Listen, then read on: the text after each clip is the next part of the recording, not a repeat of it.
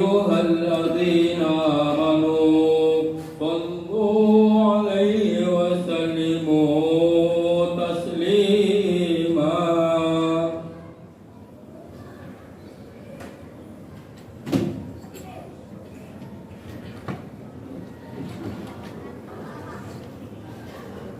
Assalamualaikum warahmatullahi wabarakatuh. Allahu Akbar, Allahu Akbar, Allahu Akbar, Allahu Akbar. Asyhadu an la ilaha illallah.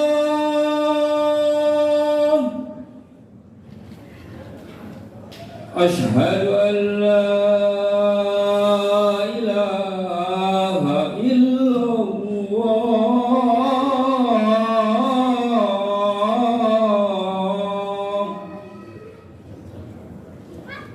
Asyhadu anna Muhammadar Rasulullah.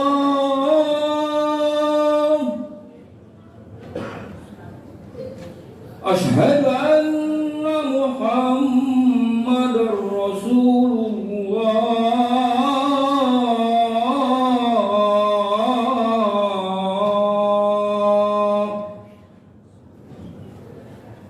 Hayya 'alas shalah.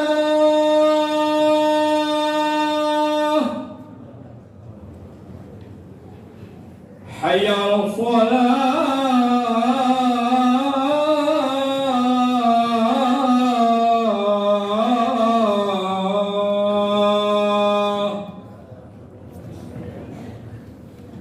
Hayya 'alal falah.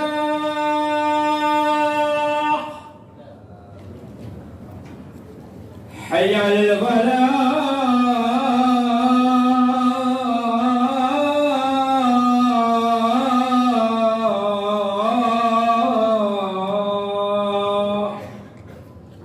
Allahu Akbar, Allahu Akbar. La ilaha illallah.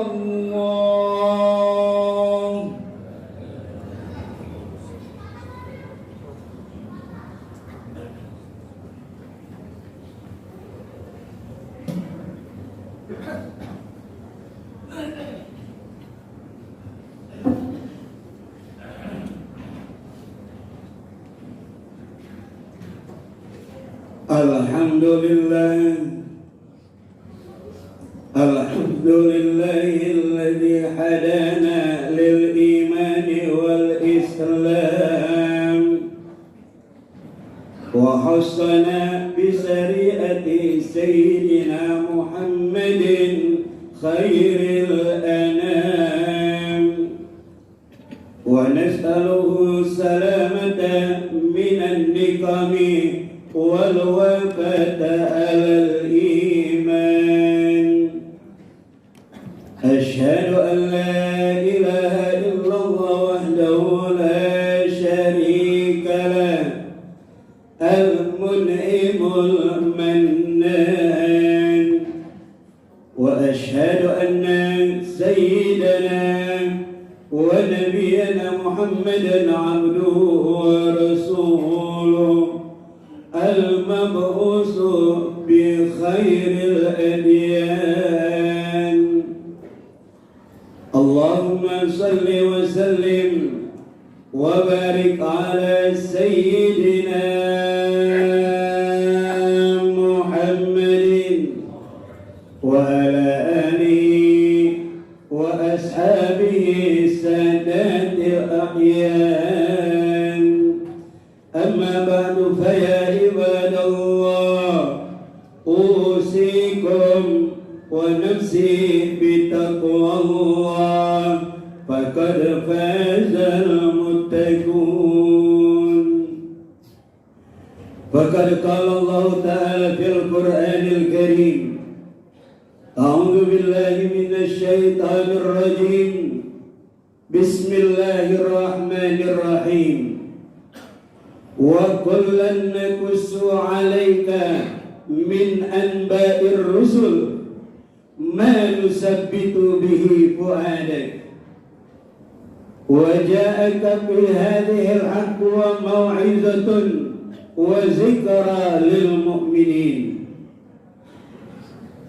وقال النبي صلى الله عليه وسلم أدبوا أولادكم على 3 خصال: حب نبيكم وحب أهل بيتي وحب تلاوة القرآن. رواه الطبراني. صدق الله العظيم وصدق رسوله صلى الله عليه وسلم. Ma'asyiral muslimin rahimani wa rahimakumullah. Sidang Jumat yang sama-sama dimuliakan oleh Allah Subhanahu wa taala. Marilah sama-sama kita panjatkan puji syukur kita kehadirat Allah Subhanahu wa taala yang telah memberikan kepada kita nikmat sehat dan nikmat iman. Karena dengan nikmat-nikmat tersebutlah kita akhirnya akan meningkatkan kadar ketakwaan kita kepada Allah Subhanahu wa taala. Maka dengan meningkatnya ketakwaan kita tersebut akan memudahkan bagi kita untuk menjalani semua perintah Allah dan menjauhi larangan-larangannya. Salawat dan salam kita haturkan kepada junjungan besar Nabi kita Muhammad sallallahu alaihi wasallam. Semoga kita nanti di yaumil qiyamah akan mendapatkan syafaatul uzma dari beliau. Ma'asyiral muslimin rahimani wa rahimakumullah. Judul khutbah khatib kali ini adalah didik anakmu dengan 3 perkara. Ma'asyiral muslimin rahimani wa rahimakumullah. Anak yang kita banggakan, anak yang kita sayangi, anak yang kita jadikan buah jantung belahan jiwa, dia akan mengantarkan kita ke neraka jahanam kalau kita salah didiknya. Atau dia akan menjadi akses kehidupan kita baik di dunia maupun di akhirat, yang nanti kelaknya akan membawa kebahagiaan kita di dunia maupun di akhirat. Itulah anak yang kita dambakan, yakni menjadi anak yang soleh dan solehah. Maka oleh karena itulah Nabi katakan, addibu awladakum ala 3 khisalin. Didiklah anakmu, ajarkanlah anakmu dengan 3 perkara, yakni yang pertama hubbi nabikum. Bagaimana dia bisa mencintai nabinya, lalu mencintai keluarganya, lalu mencintai untuk bisa membaca Al-Quran. Pada kesempatan kali ini, karena khutbah yang singkat, akan khatib uraikan satu saja, yaitu tentang cinta kepada nabinya. Ma'asyiral muslimin rahimani wa rahimakumullah. Kenapa sih akhirnya kita ini orang Islam disuruh mencintai nabinya, disuruh menyanjung nabinya, yakni Nabi Muhammad sallallahu alaihi wasallam? Maka tidak salah para ulama, para habaib, para cendekiawan yang masahibul masalahnya dengan urut, ilmu pengetahuannya dengan salafus saleh. Salah satunya dia ciptakan majelis yang disebut majelis maulid. Kenapa disebut dengan diadakannya majelis maulid? Karena di situ disebutkan sifat-sifat Nabi besar Muhammad sallallahu alaihi wasallam. Disebutkan akhlaknya, disebutkan ajarannya, dan disebutkan perjuangannya, disebutkan dakwahnya, disebutkan amar ma'ruf nahi munkarnya, serta disebutkan jihadnya Nabi besar Muhammad sallallahu alaihi wasallam. Maka wajar dari majelis tersebutlah diharapkan para umatnya oleh para ulama untuk bisa menjadikan sadar dirinya bahwa dia Islam bukan KTP, bahwa dia Islam bukan keturunan, bahwa dia Islam benar-benar mempelajari bagaimana cintanya dia nanti kepada Nabi besar Muhammad sallallahu alaihi wasallam. Almar'u ala man ahab. Seseorang itu akan dikumpulkan nantinya pada mahsyar bersama orang yang dicintainya. Dia cinta dengan para ulama, dia akan dikumpulkan dengan para ulama.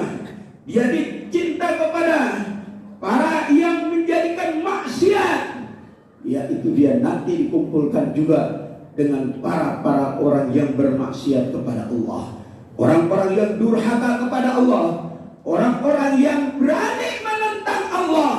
Maka nanti dia dikumpulkan bersama golongan-golongan mereka. Ini bukan saja bagi kita umat Islam, bagi kita generasi Islam, namun Nabi juga disebutkan kisahnya, ya. Disebutkan kisah Nabi Nuh yang berjuang untuk berdakwah ratusan tahun, tapi hanya mendapatkan pengikutnya berapa gelintir saja. Disebutkan kisah Nabi Ibrahim untuk berjuang melawan Raja Namrud. Disebutkan kisah Nabi Musa yang berjuang melawan kedurjanaannya Fir'aun. Disebutkan Nabi Isa, nabi-nabi yang lain, rasul-rasul yang lain disebutkan di dalam Al-Quran. Padahal Al-Quran kita tahu dia diturunkan untuk Nabi kita yang terakhir, Nabi Muhammad sallallahu alaihi wasallam. Kenapa disebutkan pada kisah-kisah tersebut, kisah-kisah Nabi terdahulu oleh Allah Subhanahu wa taala? Maka dijawab dalam Al-Quran, dalam surat Hud ayat 120, wa kullan naqussu 'alaika min anba'ir rusul ma nusabbitu bihi fu'adaki. Semua itu saya kisahkan, kami kisahkan, kata Allah, kami ceritakan kepada Muhammad. Untuk apa itu? Padahal Al-Quran diturunkan kepada Nabi kita Muhammad sallallahu alaihi wasallam. Allah jawab, ma nusabbitu bihi fu'adak. Untuk memantapkan kamu hai Muhammad dalam menyampaikan risalah, dalam menyampaikan dakwah. Kalau ketemu kau dengan berbagai macam umat yang sadis, berbagai macam umat yang zalim, berbagai macam umat yang tidak punya peri kemanusiaannya, maka kau jangan heran. Itulah cerita yang kami kemukakan supaya kau lebih mantap imannya, lebih sempurna imannya, lebih kokoh imannya kepada Allah Subhanahu wa taala dalam menyampaikan risalahnya. Nabi yang terakhir, nabi yang sempurna, nabi yang maksum, nabi yang dijamin oleh Allah sendiri Subhanahu wa taala dia akan masuk surga. Tapi perlu dengan kisah-kisah tersebut, bagaimana kita umatnya, amalan-amalan kita, jangankan harapannya yang kita iming-imingkan masuk surga Jannatul Firdaus, tapi imannya iman melenceng, imannya iman kategori palsu. Kenapa dibilang palsu? Apa yang diwajibkan oleh Nabi dari wahyu untuk jaga iman itu dalam menjalankan sholat saja masih enggan kita bangunnya, masih jarang mau mengerjakannya. Ngaku cinta kepada Nabi, ajarannya tidak pernah kita ikuti. Ngaku mau masuk ke surga yang tinggi, istighfar tidak mau. Kalau dalam jamaah imam selesai, assalamualaikum warahmatullah, assalamualaikum warahmatullah, imam balik, imam lihat kepada jamaahnya, habis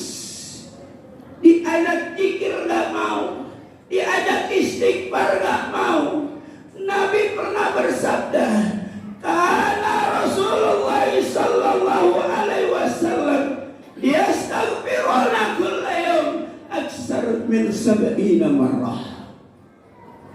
Nabi kita yang tadi telah dijamin oleh Allah tidak mempunyai dosa, maksum, berhak nanti masuk surga, namun dia beristighfar seharinya tidak lebih dari 70 kali. Adakah kita yang mengaku cinta kepada Nabi, cinta kepada ajarannya? Istighfar imam 3 kali aja habis, jalan satu persatu, lalu mau inginkan surga. Itu cinta kepada Nabi, itu cinta kepada Rasul yang terakhir. Mau ikut masuk surga, muka yang mana yang kamu hadapi nantinya kepada junjungan kita Nabi besar Muhammad sallallahu alaihi wasallam? Kau punya Islam yang palsu, kau punya iman yang bohong. Jangankan untuk berjuang, untuk mempertahankan agama, Nabi sendiri ujiannya luar biasa.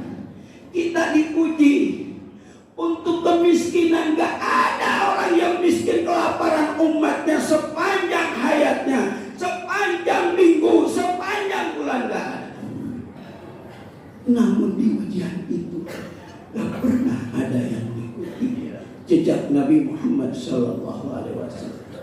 Nabi ketika sholat di Masjidil Haram, lalu Abu Jahal As-Sakini, orang yang sangat durjana, orang yang sangat disengsarakannya nantinya di dunia maupun di akhirat, naik ke depan di atas mimbar samping Ka'bahnya.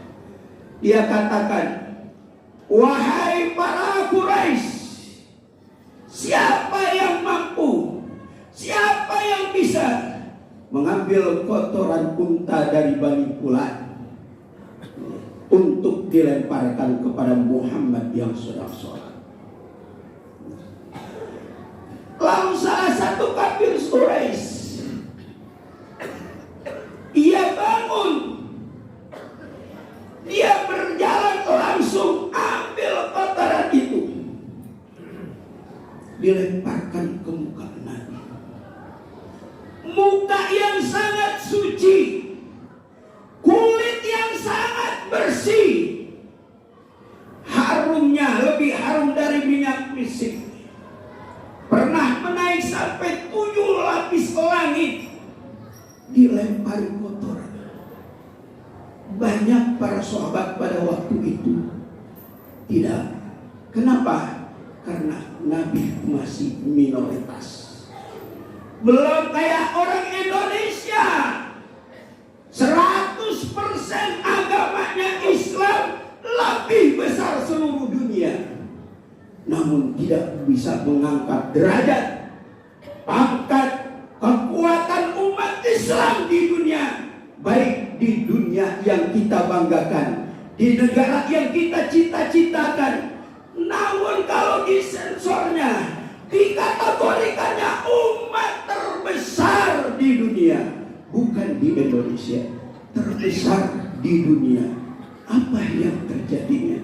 Cinta kita betul, cinta palsunya.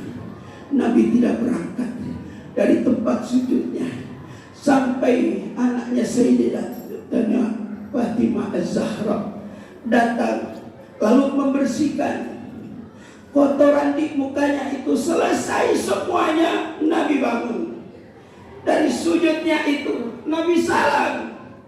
Selesai salam, Nabi katakan, Allahumma alaika bimala'in min Quraisy, Allahumma alaika bimala'in min Quraisy, Allahumma alaika bimala'in min Quraisy. Ya Allah, hancurkanlah orang Quraisy tersebut. Ya Allah, hancurkanlah sekelompok orang Quraisy tersebut. Ya Allah, hancurkanlah sekelompok orang Quraisy tersebut. Loh, kok kenapa Nabi bisa seperti itu? Karena kekuatan tidak ada, daya upaya sudah dikerahkan tidak ada lagi.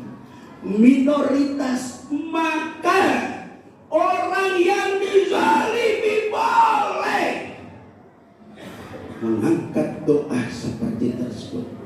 Kalau dia memaafkan, memang itu lebih bagus.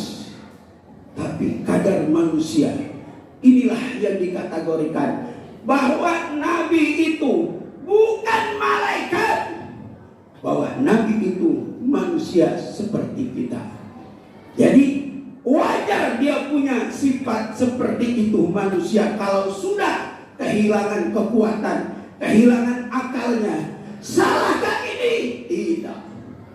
Al-Quran menjelaskan, innallaha la yuhibbul jahra bisau minal qawli illa man zulim.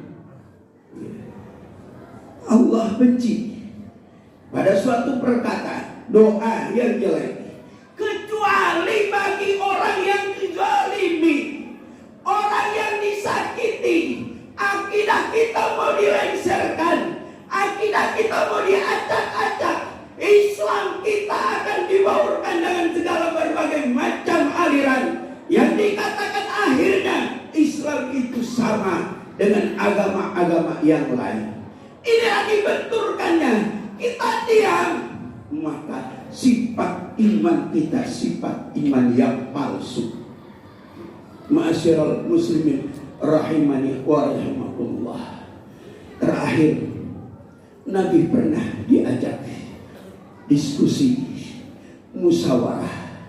Kita kalau diajak diskusi musyawarah, jangankan untuk satu agama, jangan luar agama pun silakan. Iya. Selama nanti hasil diskusinya itu tidak menyalahi akidah, tidak menyalahi Islam, tidak bertentangan dengan perintah Allah Subhanahu wa taala, ajaran Nabi kita Muhammad sallallahu alaihi wasallam melalui pamannya. Wahai Abu Thalib, bisakah kau pujuk keponakan?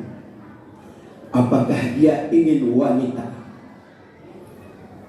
Kami suku Quraisy akan berikan wanita tercantik di Jazirah Arab. Apakah dia ingin harta? Kami akan jadikan dia orang yang paling kaya. Apakah dia ingin tahta? Akan saya jadikan dia raja. Disampaikan itu, amanah itu kepada keponakannya Nabi besar Muhammad sallallahu alaihi wasallam. Enggak kayak kita. Iya. Gimana ya? Mau sholat apa terus nih? Iya. Mau hilangin sholatnya apa enggak? Mau bersaudara apa enggak dengan kita? Ini ada duit 2 miliar nih. Iya. Iman kita mulailah dari DPR-nya sampai MPR-nya, sampai pemimpin-pemimpin kita yang kita percayakan tidak kokoh untuk membawa amanah kita. Sedangkan Nabi katakan, lawada usamsa biyamini wal qamara biyasari ala antahruka hadal amr wallahi la an atrukahu hatta alharallahu aw ahlakani Allah. Itulah jawaban Nabi yang mantapnya. Maka dari kisah-kisah maulidnya, dari yang tadi saya sebutkan, tujuannya itu biar kita mantap Islam kita, benar iman kita, berjuang dengan Nabi besar Muhammad sallallahu alaihi wasallam melalui sabda dan ajarannya. Maka kata Nabi kepada pamannya dan kepada suku pembesarnya, andai kata orang-orang tersebut bisa meletakkan matahari di tangan kananku, rembulan dia bisa letakkan di tangan kiriku, untuk meninggalkan dakwah, untuk meninggalkan agama risalah yang disampaikan, yang dibebankan kepadanya. Apa kata Nabi? demi Allah, saya tidak akan tinggalkan seruan ini, dakwah ini, iman ini, Islam ini, risalah yang diberikan kepada Allah ini, sampai Allah menjadikan saya menang atau saya hancur binasa karena untuk mempertahankannya.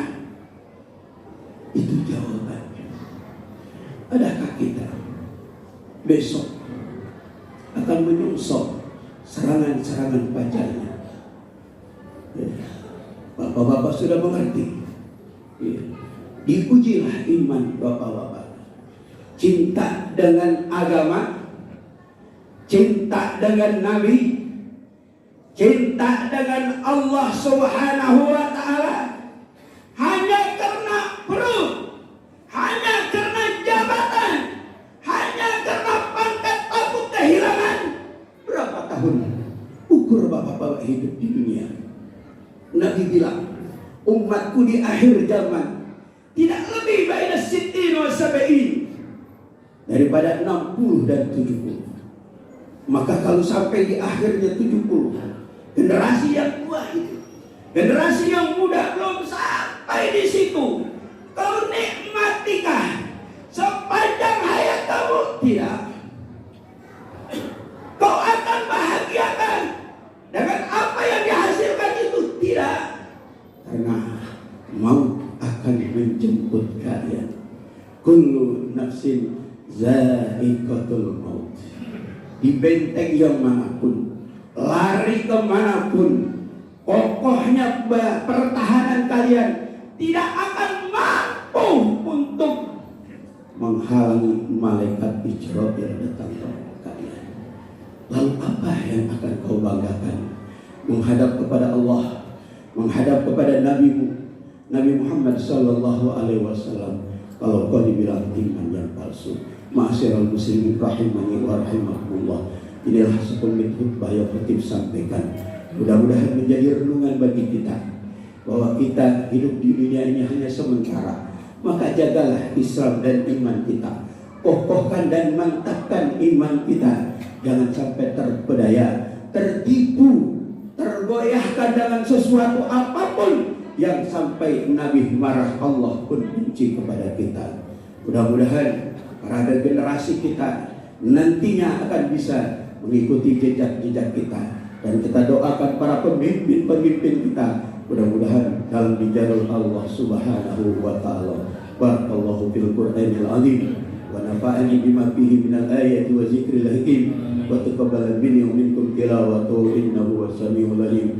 Aqulu qawli hadza wa astaghfirullahal azim li wa lakum wa lisairil muslimin wal muslimat wal mu'minina wal mu'minat fastaghfiruhu innahu huwal ghafurur rahim.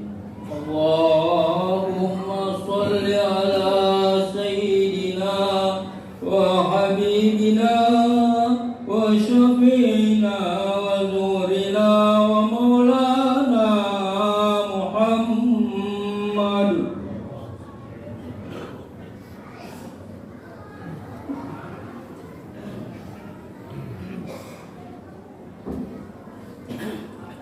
Alhamdulillahi rabbil alamin wal aqibatu lil muttaqin wala udwana illa 'alal zalimin.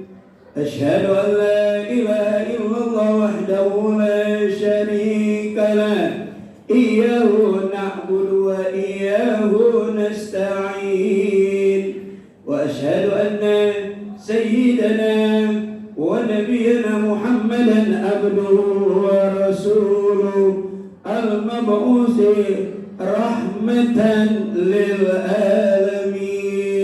اللهم صل وسلم على سيدنا محمد وعلى آله وأصحابه أجمعين. أما بعد فيا أيها الناس اتقوا الله حق تقاته ولا تموتن إلا وأنتم مسلمون واعلموا أن الله صلى على نبيه كريما فقال تعالى مخبرا أليما إن الله وملائكته يصلون على النبي يا أيها الذين آمنوا صلوا عليه وسلموا تسليما وارض اللهم عن الخلفاء الراشدين المهديين أبي بكر وعمر وعثمان وعلي ولبقية الصحابة والتابعين ومن تبعهم بإحسان إلى يوم الدين وعلينا معهم برحمتك يا أرحم الراحمين اللهم اغفر للمؤمنين والمؤمنات والمسلمين والمسلمات الأحياء منهم والأموات اللهم أسره ولاجة جميع المسلمين وأهلك الكفرة والمبتدئة والمشركين أعداءك وأعداء الدين اللهم شدد شملهم ومزق جمعهم وزلزل أكرامهم وألق في قلوبهم الرعب إنك على كل شيء قدير ربنا آتنا في الدنيا حسنة